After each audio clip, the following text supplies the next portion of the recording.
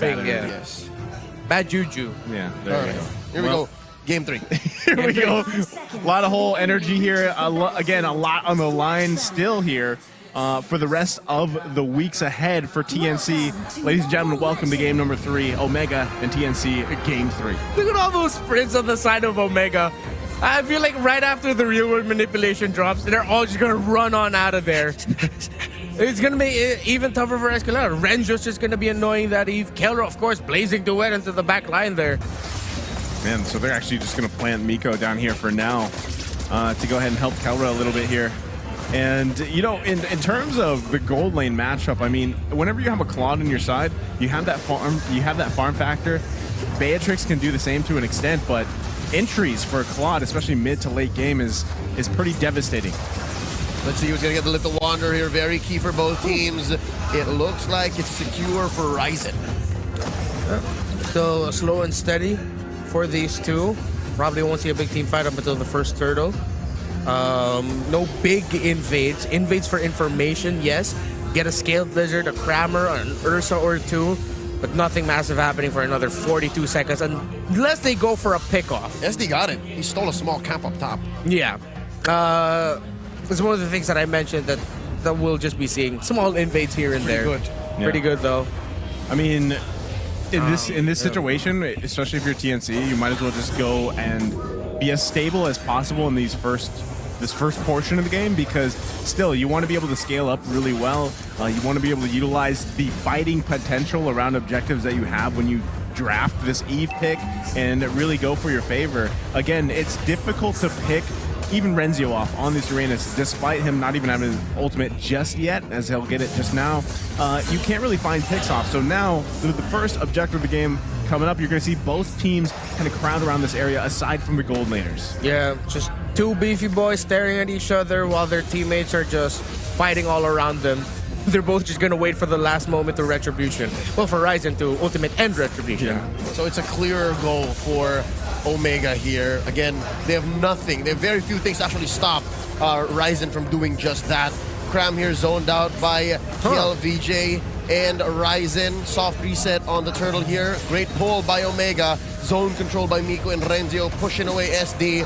Escalera and bend things, but watch out, there is still that wild charge. Guard barrier up, and the RWM, the pull, and the stun. Reaches. Down goes Ryzen, secured by SCCYZ. The turtle goes over to TNC. Fantastic positioning there by Escalera, and a great wall plus wild charge by Bend Things. It honestly looked dire for TNC. SDZYZ was forced to use a Continent Inferno very early, so during that scramble he did not have his ultimate. But at the end, TNC walks away with the turtle and the kill. Man, how do you play against that lethal counter combination with the Retribution? You stun him. And that's exactly what they did. That's something that I feel like Ryzen, it's difficult to escape, because first, the zone from the real world manipulation is already going to make an impact, and then you have to deal with the Guardian's Barrier, the wall from the Grok, right, from Ben things. So there's a lot of things that make it harder. Usually when people pick the Ballman, they're like, man, these objectives are easy. They're a breeze. But with this against them, it actually makes it quite difficult for Ryzen here. Yeah, between TNC having very few things to stop Ryzen, Omega literally has just one. They only have one actual sure hold, and it's not even that sure because Miko has to find a good position for the pull. Oh, Escalera answers back. Oh, he obliges with the RWM for sure. There's a Conrad Inferno by SDZYZ, and TNC pull out. Oh, Escalera actually first building the Enchanted Talisman. Usually the build path for Eves is Ice Queen 1 first, and then maybe the Enchanted Talisman or the Genius 1. But Escalera prioritizing the mana regen and the cooldown reduction. Quicker access to the real world manipulation seems like it's what he's going for. Yeah, and you know, even having that mystery shop here, I think this is exactly what Escalera needs to do, is scale really fast, as fast as you can on this pick for the Eve, because again, there's so much reliance on fighting those objectives later on. That's going to be key, especially playing against the Ballman here. And then you guys even mentioned it, the way that Miko played late last game, even getting the MVP on this same pick, it's pretty deadly. Oh, that's 3 men on Renzo. He pops just the shields, actually. The dash out, he still has a consecration and the sprint. That's release control for Renzio. He knows what he needs to survive. And there's the RWM by Escalera. Very low. Ryzen secures it with a lethal counter and retribution combo. And that is a clear sign for TNC to pull out. They're not done because Miko pulls them back in. KLVJ secures the kill on the Ben Things. And that's a clear win for Omega. Now Omega with their counter punch. Great team play there. They got knocked up by Ben Things' wild charge, not close to wall, so they didn't get stunned.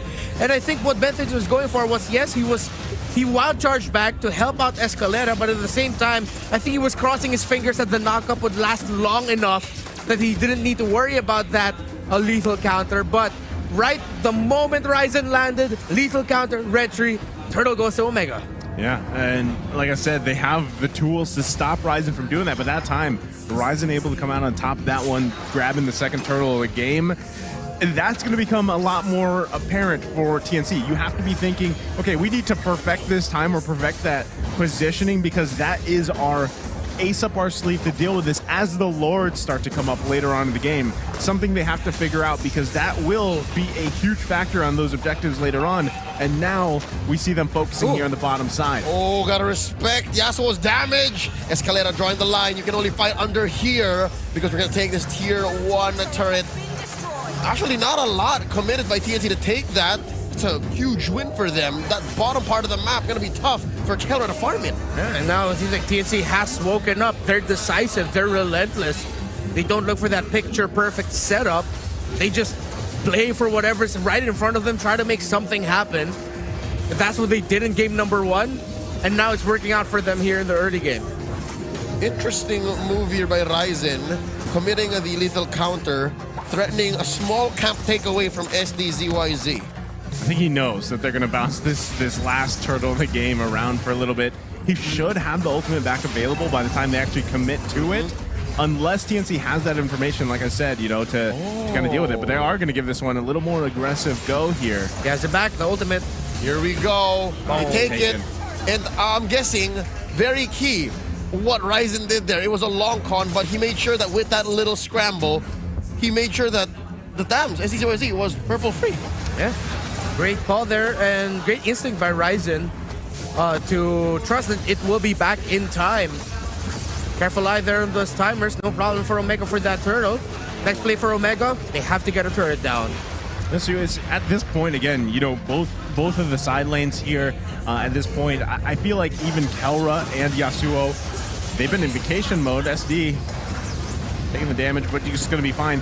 Poking continues, but still, we haven't actually seen the factor just yet for both gold laners as Kelra picks up a next big item for him. Let's take a look at the items. Golden Staff, even under sword, so there's go time already for Kelra, and we saw Yasuo build his Blade of Despair around 6 minutes and 30 seconds in. Either the Hunter Strike or the Malefic Roar is the next build for him. I'd want to see him build up the Malefic Roar right away. Go for that big damage. You're up against Uranus. Renzio may have gone a little too deep. I don't think he was expecting Ben Things and Yasuo to be back at base that quick because it was the wild charge that really helped them out there. So, yeah, a little minor mistake from Renzio, but still, you know, they hold on to a very minor gold lead for now. Oh, Miko and Kelra have plans for Cram. Let's see if they're going to get their man. KLVJ here as well. He's got the sprint. From the north, gets into that Cyclone Eye and gets away. Huge slap there for Cram, and no kill given to Omega. Another turret quickly taken by TNC up in the top lane. Seems like Cram's little escapade, but TNC that spacing and that time. That's what Cram's so good at. Would you say Cram bought time? Yeah, Cram time. Cram time. We go back to the Cram time, right? Yep. Again, that's what he's so good at. He's good at just...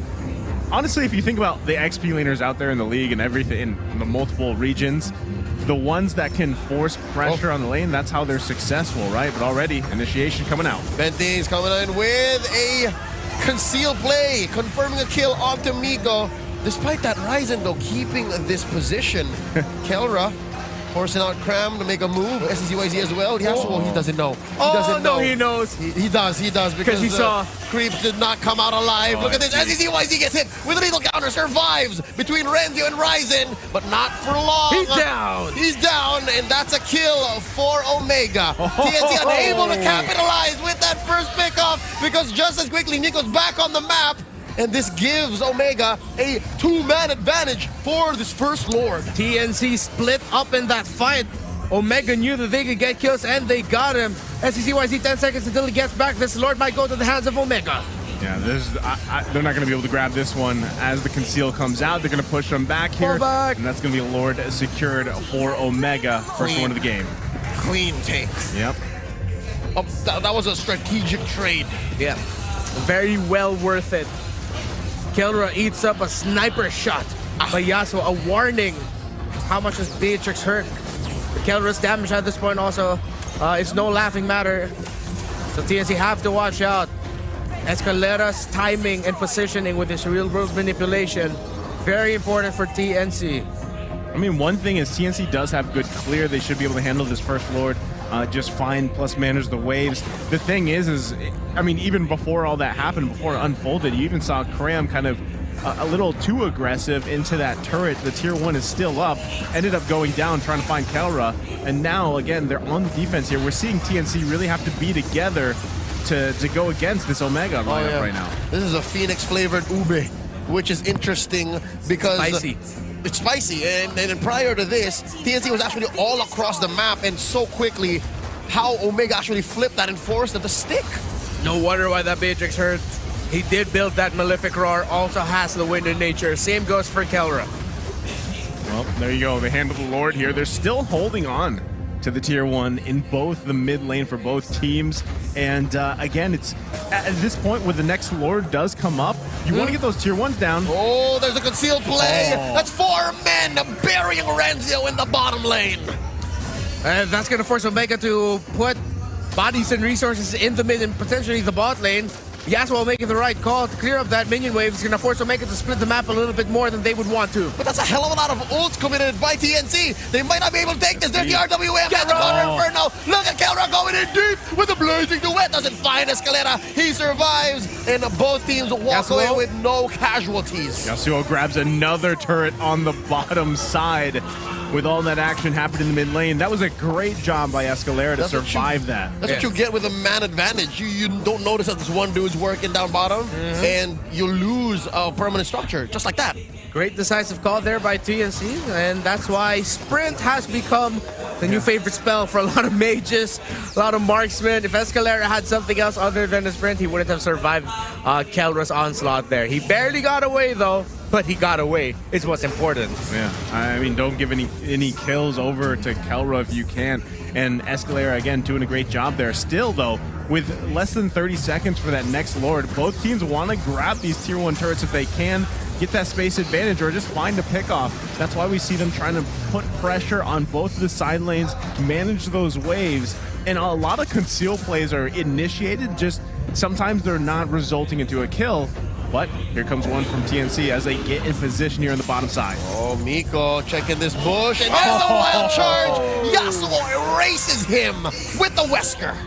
Good read by both roamers, knowing that something's not right here. Yasuo had a shotgun ready. Down goes Ruby. And will Omega contest this? They still have the threat of their blazing duet that could split up TNC and just give enough opening for Ryzen to secure the Lord. Yeah, this is still going to be tough. Lord is still over Kelra. But Kelra, that's tough. Can actually they pull this off? Bentings grabs the kill. That was off cam. Bentings committing the flicker. More than worth it because TNC gets a clear go at this Lord. It is a Luminous Lord with no members of Omega present to even think about contesting. MOBA 101. It's all about trades. It's all about action and consequence. One little thing can lead to a massive result. And TNC just compounded little decisions one after the other into a massive win. The Lord is in their hands. An opportunity to keep their playoffs hopes alive even longer. Man, man. Just what a play. The entire last couple minutes here has been a great option just for TNC to come back and swing things further in their favor as they have with the gold lead. They get more turrets out of this. This is going to be a beefed up Lord, a little bit more Luminous Lord, so it's going to be marching down the top side, which they have to deal with. And it can jump. And it can jump. Watch out. Here it is. Crashing into that inhibitor, cutting it in half. Let's see, there's ults on both sides. Battle spells abound as well. About 25 seconds before Bentings gets his. Very key in TNC's victories so far in this game number 3. Kelra trying to clear this wave. Ryzen helping out as well. Good defense by Omega. All damage for Yasuo. Blade of the Heptasis is what he built. Cram, knowing that he's comfortable with the lead, builds an Ice Queen wand. Wants to really slow down the member self Omega. It's just gonna add up with all the slows that TNC already has with their Eve.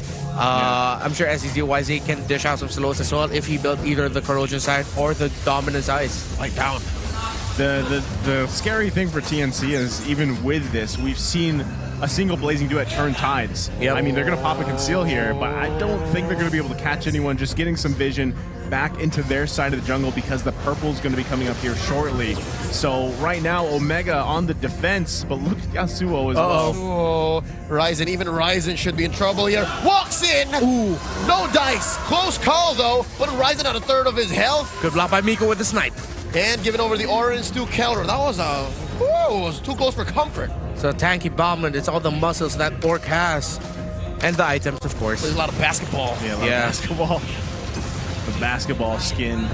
But still, I mean, you could see the damage that Yasuo is pumping out here. And going back to the point, Kelra, if he is able to find the proper Blazing Duet that forces everyone back. I know there's 2 sprints on the side for TNC too, but they've got to be careful of that. That still is a big factor here for Omega, what they're relying on too.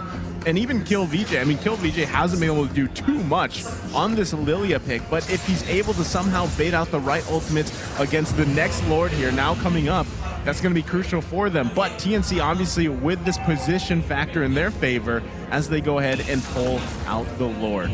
What these two teams have are great lineups for defending. So TNC still has to check out a lot of boxes to make sure that they can successfully siege the base of Omega. And later, if ever Omega find the lead and are the ones sieging TNC, they have to do the same. Look at that deep cut by both Renzio and Cram. This keeps it at equilibrium, so at least 2 teams they're aware that they're both missing a man. And so far, neither are so gung-ho about taking this Lord. Oh, they're going for Renzio. Going for Renzio. Uh-oh. That's 2. That's Yasuo and Bentings. That gives OMG here the blitz. They can try to go for the blitz, but look at Crab. There's the jump in. Kelra secures it. There's a huge knock-up. And now this leaves Crab in the middle of 3 members. Now Miko in trouble. Can he survive? Answer is no. Yasuo takes him down. But for the price of a Lord, I'll take it. TNC, let's see how fast they'll be able to clear this Lord if they could. Seems like Omega are going to be able to push with it. The gambit of trying to rush to the top lane to try and take down Renjo did not happen. I think for TNC, they expected Renjo to go through the orange buff area of their jungle, but no, Renjo backed off, going into the shrub. And now this Lord is on the hands of Omega, taken by Kelra earlier. TNC have their work cut out for them with this, but it seems like they're going to be aggressive with taking this down. They know they can't let it near anywhere near their base. Yeah, they saw the shot there. They got the information that they needed. Yep. They're going to go ahead and handle this Lord on the top side. They still have the waves pushing in too, but again, Omega looks like they might actually want to try something here. Oh, they're trying to get Yasuo, and there's the wild charge by Bentings. Ryzen in trouble, taken down by SD. And look at the back line, there's the pull by Miko, and Cram is in trouble. Can they deal enough damage? So Answer might be no. Look at KLVJ. Cram very low, but survives. Not enough damage. And just like that, TNC stand their ground. And we saw it because of the itemization of TNC. So many slows on their side there. That Omega trying to run away. It looked like they were trying to crawl away from all of that. And now the problem is, it doesn't seem like there's not enough damage coming out of the Cilia as of the moment. TNC just looked way too tanky there. Yeah, this, again, a great attempt from Kelra, but even better that Yasuo stayed alive there in that just onslaught. And the slows are there, obviously, right? So I feel like at this point, TNC able to buy themselves some more time. I don't think they're going to actually be able to push into the base until another either Lord fight happens or they somehow get a pick off with a conceal play, because what we're seeing is both teams, like you mentioned, Leo, they have great defense. I mean, they have great defense comps, right? They can defend as much as they want. They can clear those minions as much as they want.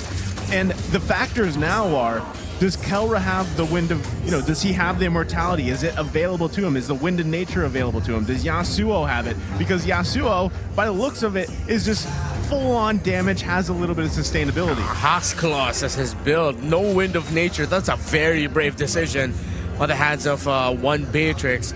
I think Yasuo is going to be juggling items around, but I think he's also banking on the idea that a lot of the resources Keller would want to commit wouldn't be on Yasuo, it would be on Escalera, on taking down that Eve. So I think Yasuo is just going to keep his distance away from Escalera. That's why. So that's why he's rocking the Renner here instead of the Wesker. Yeah. Well, next Lord now coming up here. TNC in the proper position, but here comes Omega as well. Both XP laners still planting themselves in similar lanes, but it looks like Renzio is going to come up for this one now. They know how crucial this Lord is, as again, it's been trades for Lords, and this is going to be a big one that decides who cracks into the base finally, because all turrets on both sides obviously still up here. Omega still has quite a bit of ways to go down that mid lane. They still have to deal with the tier 1. Conceal play comes out. There it is, the immaculate pull by TNC, countered by the positioning by Omega. But can they get a kill? Ryzen already in. RWM taken out. Ryzen, Yasuo gets the kill. DJ secures it. And just like that, the turns have tabled. TNC had a great start, but now it's OMG who's calling the shots. In comes Kelra with a blazing duet.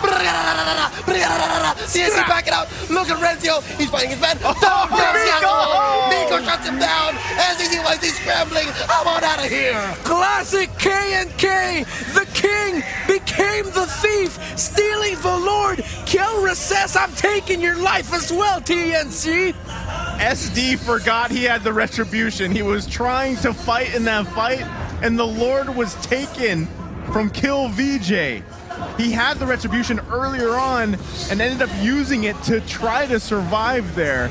So just a tough situation for TNC, and now they have an even tougher Lord March to deal with on the top side. They're going to lose these turrets in the mid, and this is the defense that TNC needs to do to pull off here. With Yasuo down, it's going to be a hard defense. They're lacking firepower. The Lord crashing into that top lane inhibitor. And right now, OMG, you're in your house. SD's gone down. RWM pulled by Escalera. Benzies is in trouble. Renzio blocking the way. Down he goes. Double kill for the king. Yasuo's back. Cram pull in a little bit of the attention, but he's going to fold. Down goes the Esmeralda. Immortality pop.